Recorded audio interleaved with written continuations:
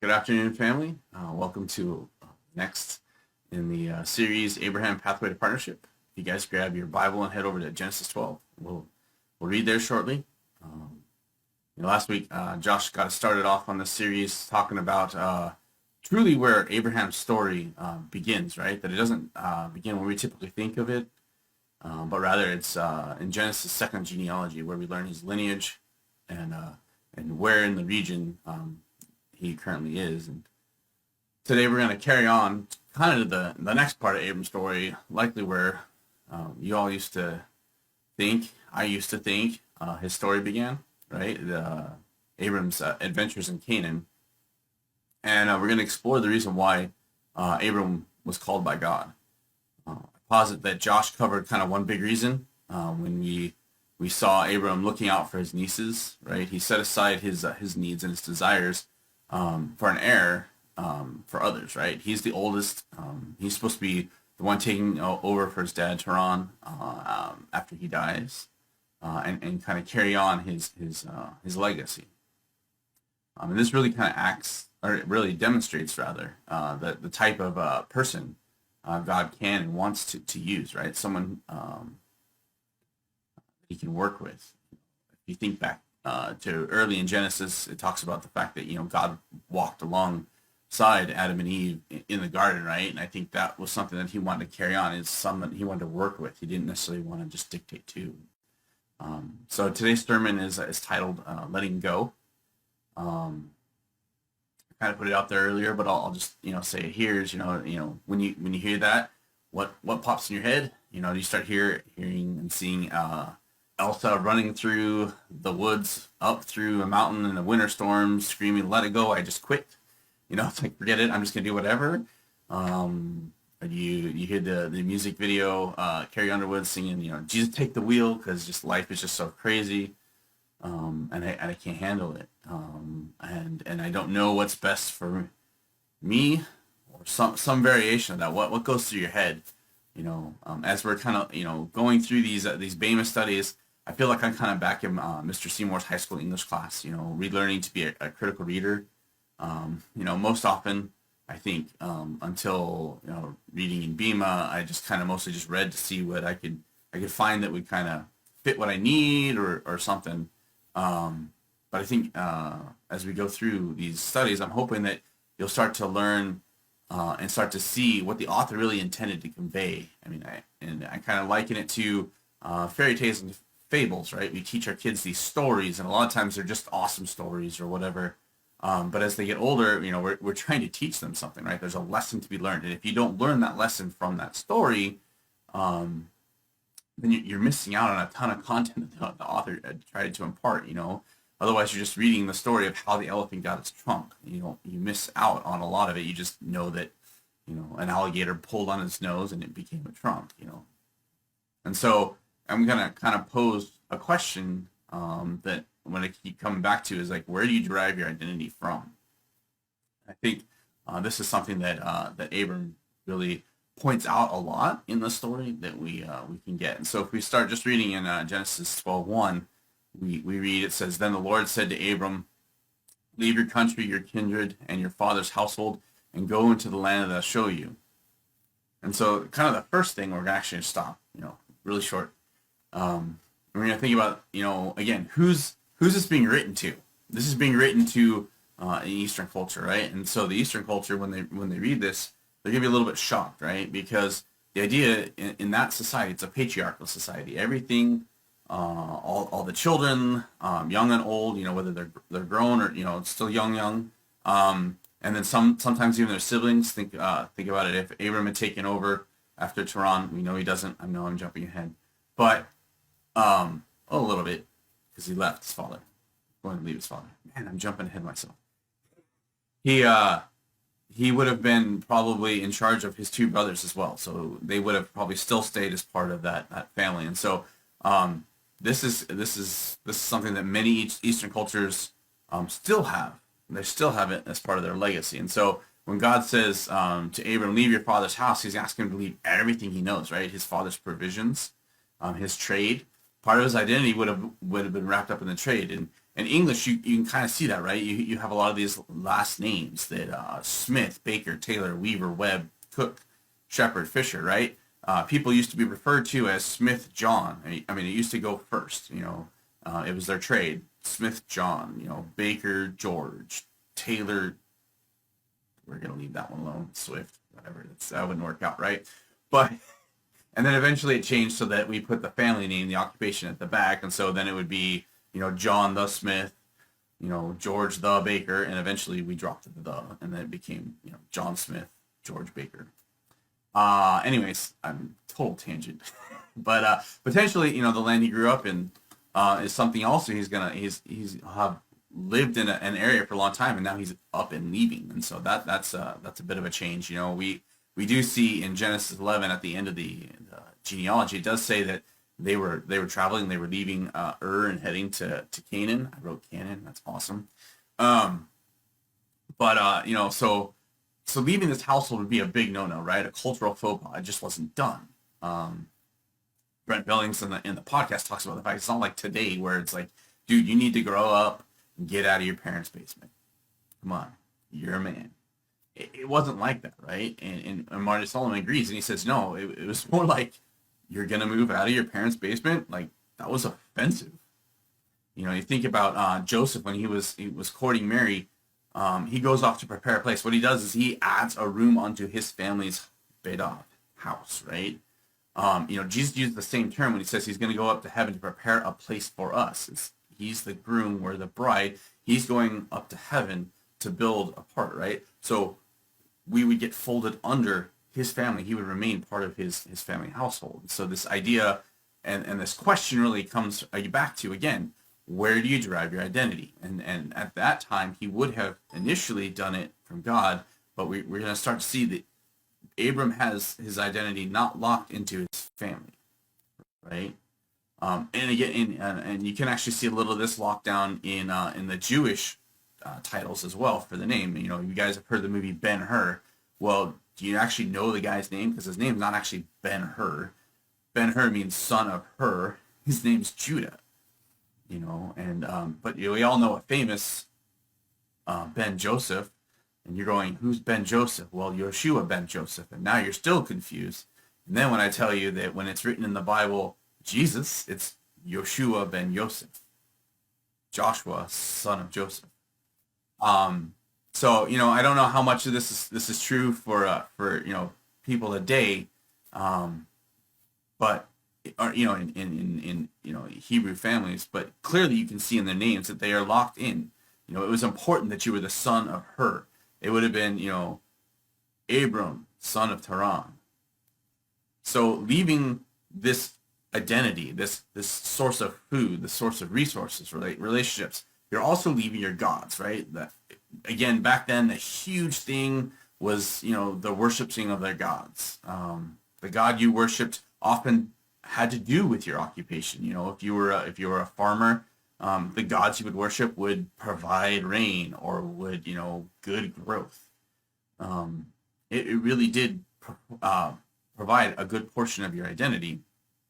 And there's a cool little midrash, little side story that goes along with it. That's part of Jewish tradition, where when Abram goes to leave his father's household, he goes into the room where all the gods, the idols that his dad has, and takes an axe to him and starts cutting them all up except for one. He kind of leaves one in place, and he takes the axe and he sticks it in its hand. And in the morning, Taran wakes up, gets in there, and is like, "What happened? This is crazy." And Abram's like, "Pretty sure it's obvious, that guy right there, he destroyed the rest." And Taran's like, "No, these are just images I carved." And Abram turns it on him and says, "Well, then why do you bow down to him?"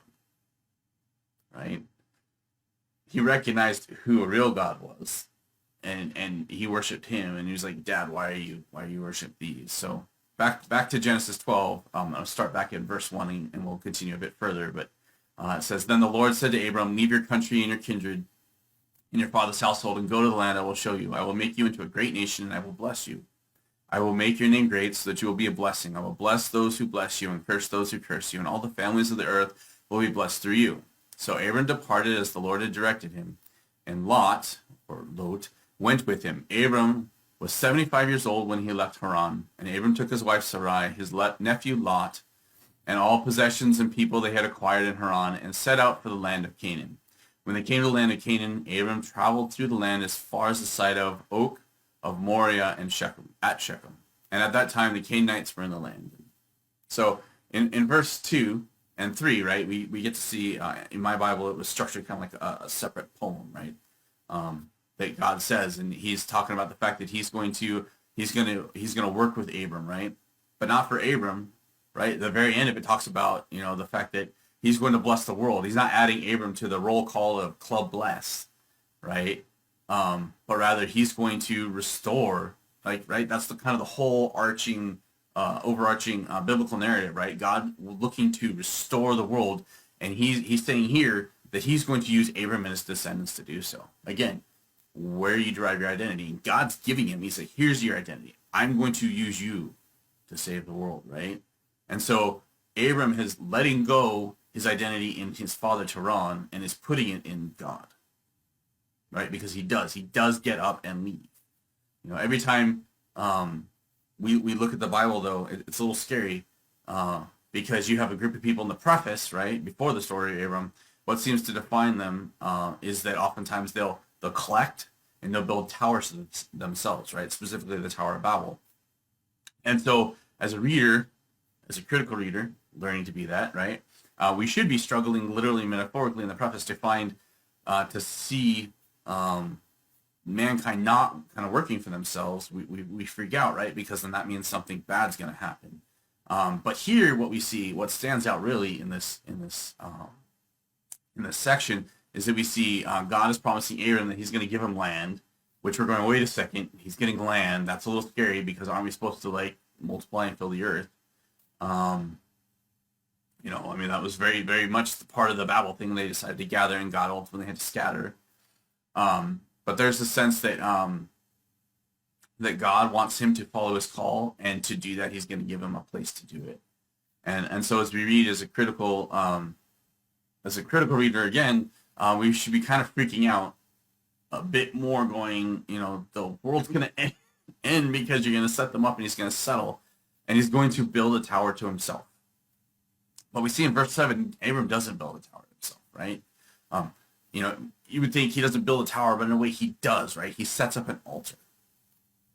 And he says, it's not about me, because we see that he's living in tents, right? But rather he puts something permanent to God, that altar, a physical manifestation of God's permanence in Abram's life. He's not building a testament to Abram, right? He's not like, hey, here's this altar, I'm this great guy. He says, no. Here's this altar. God is great. And then, I guess I jumped ahead of myself. I mentioned that, he lives in a tent in verse 8, right? He doesn't have a home. He doesn't build a home. He just builds the altar. And so, continuing on, it says, after calling on the name of the Lord, that's the end of verse 8. It says, and Abram journeyed on toward the Negev, which means we're heading south. And now there's a famine in the land. So Abram went to Egypt to live there for a while because the famine was so severe. So from Bethel to Ai, Negev is south. And then the next verse is said Egypt. Well, he's on his way down to Egypt. And, it doesn't tell us specifically he went to Negev because he was on his way to Egypt. He just said he went south and then continued on because of the famine. But, why Egypt? Marty talks about the fact that, there's the river Nile that runs through Egypt, and every year apparently floods, which means guaranteed food.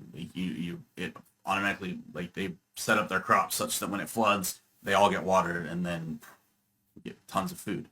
And so, we kind of have been seeing the Bible set up Abram as kind of this superhero, right? A spiritual superhero, not, no powers or anything, but this is starting. We're going to start seeing that he's a man just like us. Yeah, he's the father of faith. It's credited to him as righteousness, but he does make mistakes, but so do we all. I think that's an awesome part of the story, is even though he's going to make mistakes here shortly, he still comes back to God. And so God promises him the land of Canaan, but here during the famine, we see him kind of struggling with this notion of, well, how am I going to feed how am I going to feed my family? And we can take that sometimes ourselves, right? It's like, how much, what does faith look like? Does it mean I'm just going to sit here through hardship and just wait for God to actually provide me something? Um, or do we go do something? Because, like if I'm hungry, if I just sit on the couch long enough, food's not just going to magically come to me because God knows that I need food. It's not happening, right? You know, on the other hand, like a farmer, right? He knows if in order to have food, he needs to plant seeds. But okay, in today's day and age, we have irrigation, so we can kind of control that, but then we still can't make it grow, right? God's got to make it grow. So as we think about Abram heading out to Egypt, we recognize he's leaving his land. So he's already left his father's household. Now he's leaving the land that God has promised him. Well, that's kind of where he's supposed to be kind of deriving a little bit of identity because God gave it to him, right? So he's going from one story in the land of Canaan to a different story down in Egypt, right?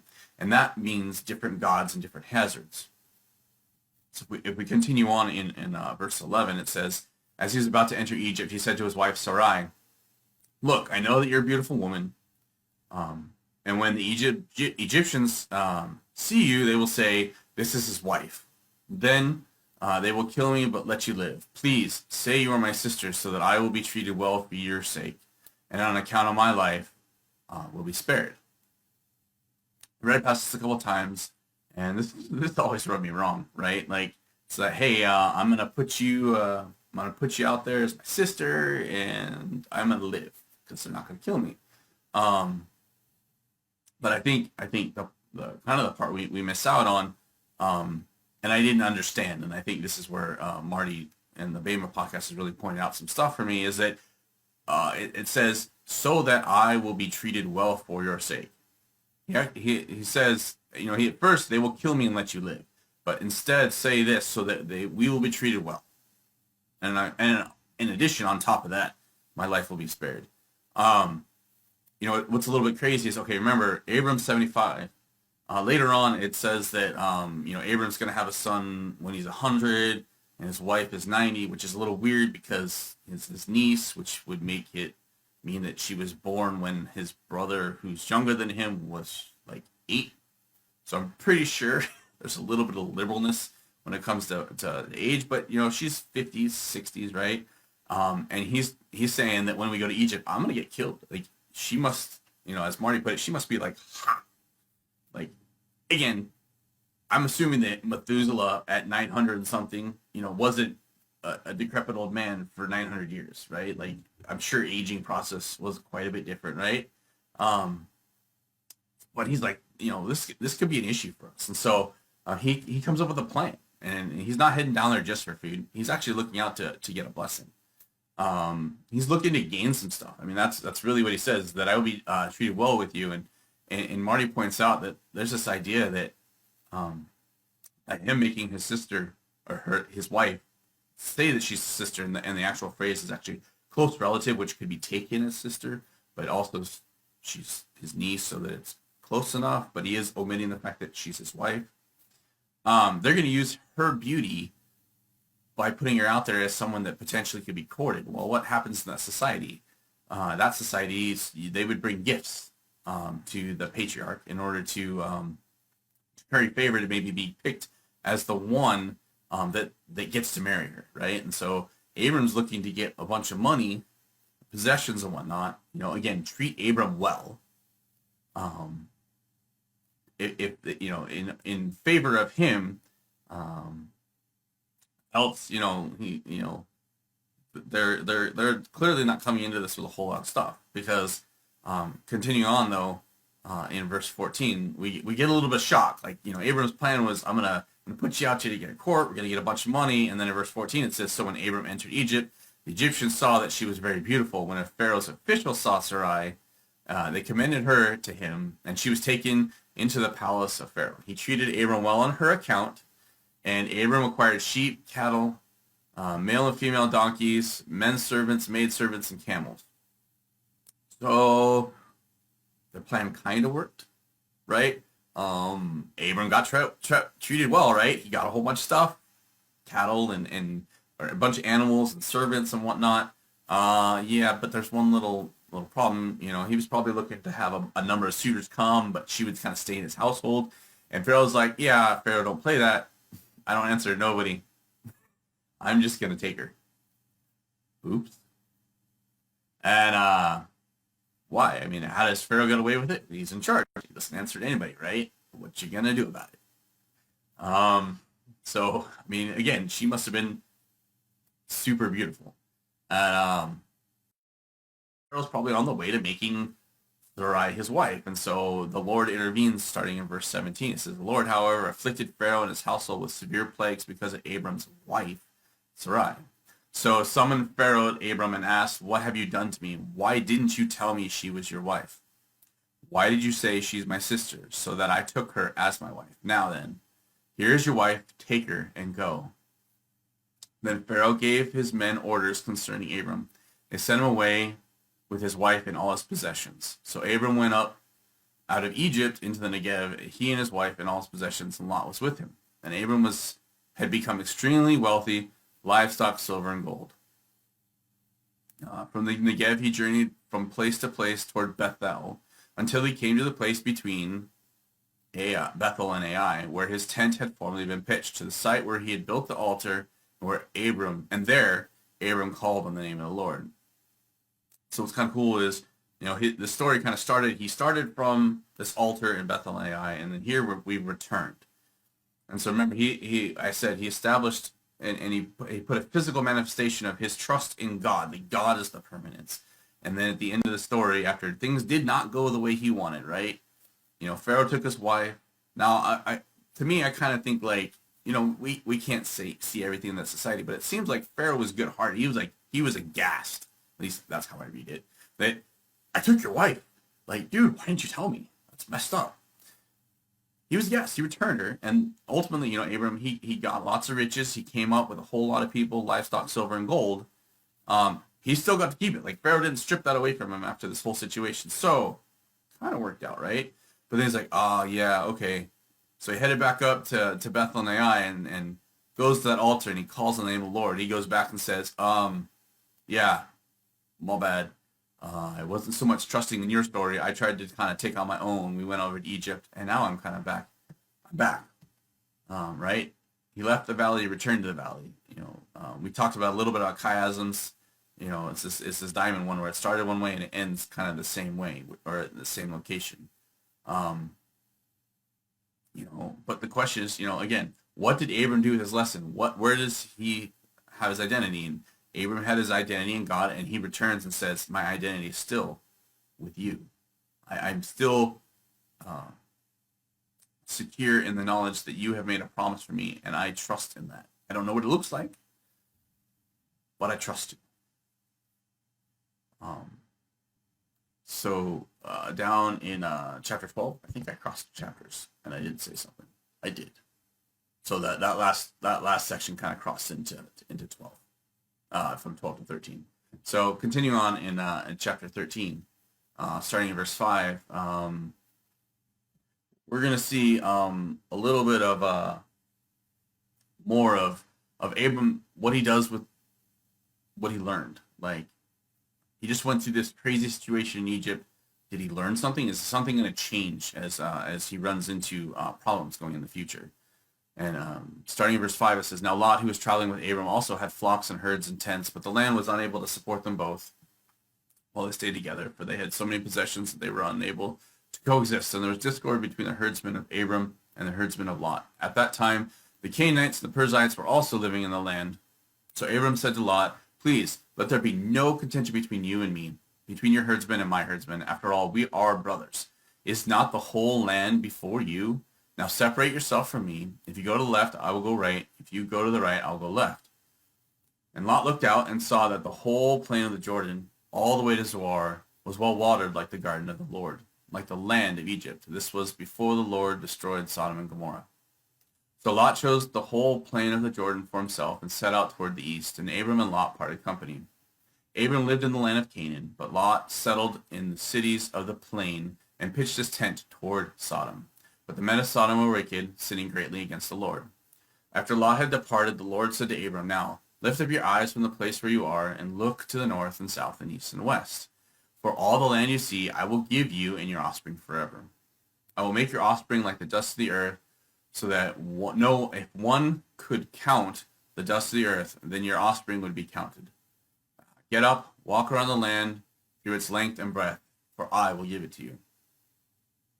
So Abram and Lot aren't brothers, right? They're family. But again, this term was close relative, truly. And I think there's some translations that actually say something like that. You know, so what we were wondering is, again, did Abram learn from his experiences? So we have this animosity that's going on between the herdsmen of Abram and Lot, right? And so Abram's like, we can't have this going on, right? Why are we arguing? Why are we fighting? And so we see the situation. It's like, well, so what do we do about it? It's like, well, why did Lot come along with him? I mean, like, this kind of seems weird, right? Because remember, Lot's the son of Haran. His dad died. Haran should be taking care of him. Why did Lot leave? Because again, Abram already made this weird departure from his family. That's not normal, but he brought Lot along. And based on some things that we see in the scriptures, we know that Abram's looking toward having an heir, right? God told him he's going to be a great nation. Oh, his wife's barren. How is he going to be a great nation, right? I mean, we know what happens, because we've read ahead many times. We've heard the story. Abram doesn't know. So if Abram's going to have descendants, they're not going to be coming from him as far as he knows, because his wife's barren. And so the Midrash teaches that he brought along Lot to carry on his family lineage. And again, we kind of come back to what I talked about earlier. It's like, what do I do to remain in God's promises? Like, how do we trust? Sometimes it requires us to just sit and wait, and other times it takes actions. And so I think here we see that potentially Abram took action by bringing Lot along, and that he had planned to use him as his heir. We're not going to read the chapter following some of our stuff, but one of the things that Abram complains about is that here, after he sends Lot away, that he's going to have to make his servant be his heir. He hasn't complained about that before. He hasn't complained about a lack of an heir up to this point, but after he sends Lot away, he does, right? But in the meantime, like, he's got Lot with him, and he's like, well, we don't want to be fighting in a field, right? Because what happened last time, a fight in the field in the scriptures, right? Cain and Abel. And maybe he even had that in mind, maybe not. Maybe he just learned that, like, we need to just, family is top priority. We need to maintain that, and let's not have any animosity. Whether or not it's actually truly hinting at the parallels between Cain and Abel, I don't know. But we certainly can see that, right? And so Abram wants to separate on good terms. And so Abram, being the patriarch, right? He's the head of the household. Lot's coming along with him. They're not going together, right? Lot has come along with him. That would mean Abram's in charge. So when it comes to picking land, he's like, well, I want that one. Like, that's totally within his right? However, he says, Lot, you choose. Which is interesting. He sets aside his rights, his desires, his wants for someone else. He says, nephew, I love you. I don't want to fight. Choose a land.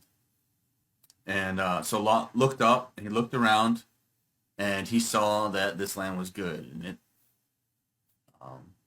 And it kind of parallels the Eve looked up and saw the fruit, and it was good. There may be a little, again, Marty kind of thinks there's some parallelism there. I could potentially see it. The more I'm looking at this, the more there's too many coinkydinks going on in the scriptures. But in verse 14, until verse 14, when Abram is told by God to look up, he's not been looking. He didn't look at the land and say, oh, you know what, Lot, you look and you decide. No, he never looked. He said, Lot, which one do you want? Where do you want to go?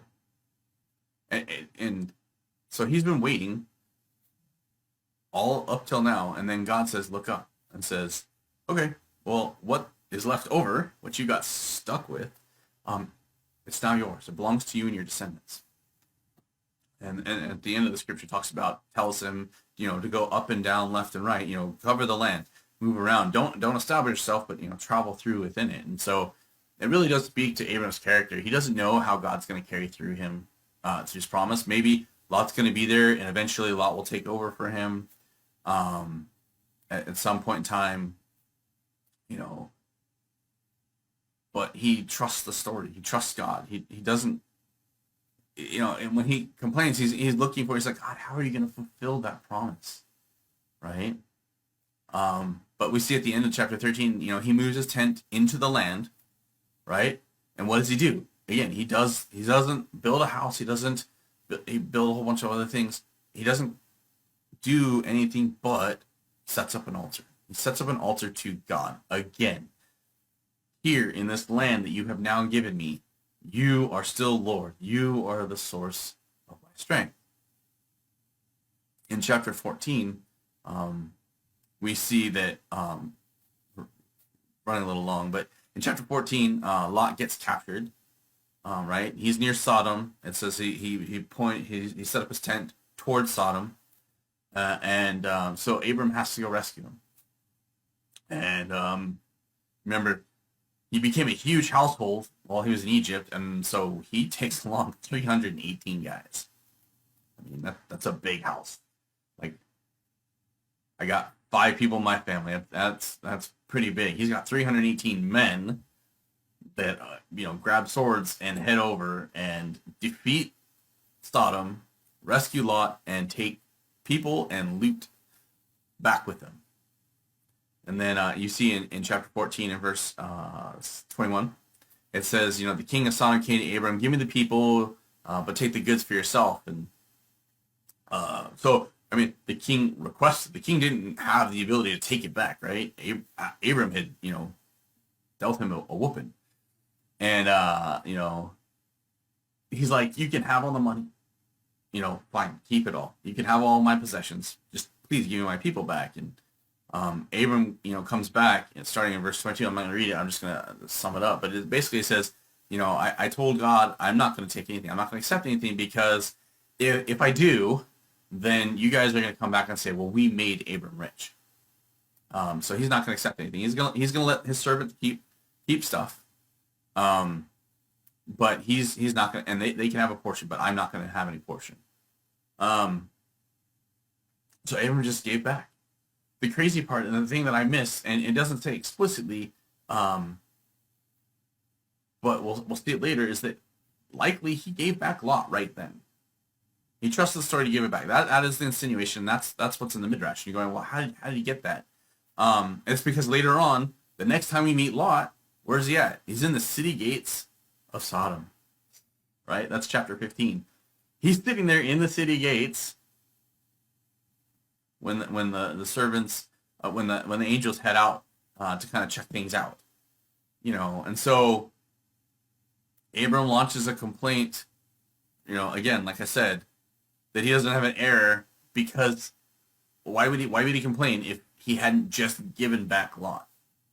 That's the other insinuation in the scriptures. Like, if he didn't give back Lot, if he had just rescued Lot, why would he turn around and say, I don't have an heir?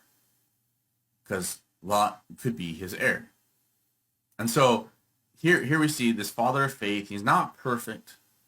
He makes mistakes. This wasn't his first mistake, right? But his we don't necessarily hear about all his early mistakes that he's made, but he's gotten to the point where, like, okay, he's going to trust in God, and he's going to do his best, and he's going to make a mistake. But each time he makes a mistake, what does he do? He comes back. Again, we saw him, he builds an altar, he makes a mistake, he built another altar, and he's like, okay, I'm going to truly trust in the story. He moves on and builds another. And he leans back. He learns to say, okay, I'm gonna trust the story that God has put out there, that I'm going to be a great nation. I'm going to have, and the world's going to be blessed through him. Like, He didn't shy away because he's like, okay, I'm going to do the things I can because I trust in God. And again, I'm going to come back to this identity. Where does he have his identity? Is his identity locked in himself, or is it locked in God? And I think he's going to keep on throughout this narrative as we see it along. We're going to keep coming back to the fact that like he derives his identity from God. Even once he has, I'm gonna jump ahead. I'm gonna real quick and just say he has his son Isaac. We know that story, and I'm sure there's more details that we'll get into that. I'm not going to dig into that, but again, he trusted so much in the story that we know that he's going to be willing to sacrifice his son because he's willing to let go. Right? He sits there and says, I have all these possessions. I have all these rights. I had the right to choose what land I wanted. I had the right to, to stay at the top of the household. I have the right for lots of different things. He was supposed to be in charge of Tehran, and for all we know, that Tehran's household was quite large as well.